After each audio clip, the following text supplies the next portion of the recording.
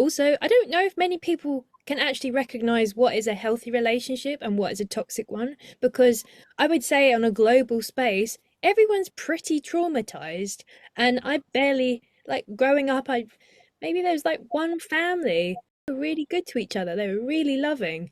Everyone else, oh, okay, two families, but everyone else, like, Lucky, I don't know what. yeah, everyone's traumatized. But what does that mean? People are going to be like nervous, like their nervous systems aren't going to be regulated, mental health issues, trauma from, ancestral trauma being carried on until now. There's so much wounding in the collective. And so I don't know if people truly know what love, I don't think they do. But you only truly find love when you start within.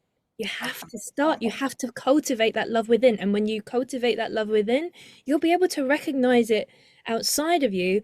And that is where you're able to make the right choices, being able to see people as they are, true, pure love in action, not just words, Hmm. actions.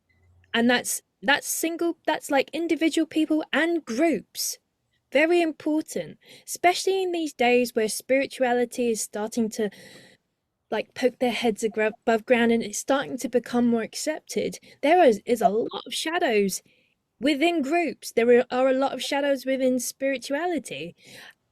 That is challenging. People need to recognize what is true, what is true love in action, and what is wounds, wounds and trauma and darkness in action. It's paramount. That's another thing that's very passionate for me, is to help people be able to have clarity and discern the reality as it actually is, not Yeah, just and that can be they, so tricky. yes, and not just what they expect it to be. Right. And then you ask yourself, so how does one discern, Yeah. how do you know? And I feel like Abram Hicks is so great in that. It's just kind of like what feels good, what doesn't feel good. And sometimes it's also important to go down those slopes, those paths to get into and have the actual experience and then go, "Whoa, okay, maybe not. I'm going to go this way."